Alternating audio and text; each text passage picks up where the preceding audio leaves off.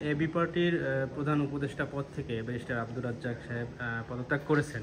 উনি আসলে এবি পার্টির সাথে কোনো মতপার্থক্যের কারণে পদত্যাগ করেছেন নাকি অন্য কোনো কারণ আছে? গুঞ্জন শোনা গেছে যে ওনার পরামর্শগুলো এবি পার্টি গ্রহণ না করার কারণে উনি পদত্যাগ করেছেন। এই বিষয়টি কতটুকু সত্য? 16 বা 17 জুলাইয়ের দিকে ব্যারিস্টার আব্দুর রাজ্জাক সাহেব আমাদেরকে একটা মেসেজ পাঠিয়েছেন, যে মেসেজে উনি বলেছেন যে ওনার শারীরিক অসুস্থতা এবং ওনার কিছু মত পার্থক্যের কারণে উনি আমাদের দলের চিফ অ্যাডভাইজার হিসেবে উনি কন্টিনিউ করতে চান না। উনি খুব অসুস্থ, আপনারা জানেন, রয়্যাল লন্ডন হসপিটালে উনি ভর্তি আছেন। আমরা যখন আমাদের দলের নাম নির্ধারণ করেছি আমার বাংলাদেশ পার্টি, এবি পার্টি, এখানে আমাদের দলের প্রতিষ্ঠাতা সময়কালে আমাদের নির্বাহী কমিটির বেশ কয়েকজন সদস্য আছেন, এখানে 4 জন। তো আমাদের দলের নামটা যখন আমরা নির্ধারণ করেছি তখন ওনার এই নামের সাথে ওনার দ্বিমত ছিল। উনি নিজেও একটা নাম প্রস্তাব করেছিলেন। দেশে 52টা দল নিবন্ধিত আর প্রায় 70টা দল আছে যারা অ্যাপ্লাই করেছে। তো প্রায় 150টার মতো দল আছে যাদের অ্যাপ্লিকেশন জমা আছে। তো যেই নামে দল আছে সেই নামে আমরা আলাদা করে যদি করি তাহলে সেটা আমাদের নিবন্ধনের জন্য ব্যারিয়ার হবে। সেই জন্য আমরা ওই নামটা ওনার গ্রহণ করতে পারি নাই। আমরা আমাদের সকলের পরামর্শের ভিত্তিতে আমার বাংলাদেশ পার্টি, এবি পার্টি এই নামটাই গ্রহণ করেছি। উনি কিন্তু পুনর্বিবেচনার জন্য আমাদেরকে অনুরোধ করেছিলেন। আমরা আবার পুনর্বিবেচনার জন্য এই নামটা আমাদের কমিটিতে আমরা রেফার করেছিলাম, সেখানেও গণভোটে আমাদের এই নামটাই হয়েছে।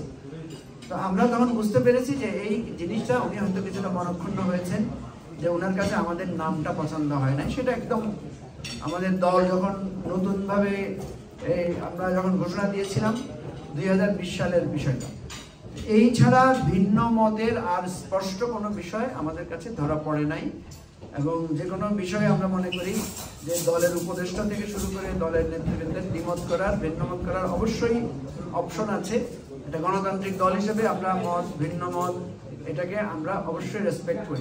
এবি পার্টি থেকে সম্প্রতি অ্যাডভোকেট তাজুল ইসলাম সাহেবও পদত্যাগ করেছেন। এই যে ব্যারিস্টার আব্দুর রাজ্জাক বা অ্যাডভোকেট তাজুল ইসলামের মতো ব্যক্তিরা পদত্যাগ করার কারণে এবি পার্টি কি সাংগঠনিকভাবে দুর্বল হয়ে যাচ্ছে কিনা? কোনো একজন নেতার অনুপস্থিতিতে তো অবশ্যই দলের জন্য সেটা একটা গ্যাপ হবেই, কিন্তু দেশ এবং জাতির স্বার্থে যখন একজন নেতা আরো ভূমিকা রাখবেন সেটা অবশ্যই আমাদের দলের জন্য একটা বিরাট, আমি মনে করি যে আমাদের জন্য এটা একটা গর্বের বিষয়।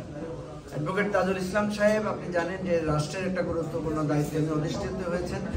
আমাদের দলের গঠনতন্ত্রে আছে যে কোনো ব্যক্তি একই সাথে দলের দায়িত্ব এবং রাষ্ট্রের দায়িত্ব পালন করতে পারবেন না। ওনাকে হয় দলের দায়িত্ব ছাড়তে হবে, নাহলে রাষ্ট্রের দায়িত্ব ওনাকে স্যাক্রিফাইস করতে হবে।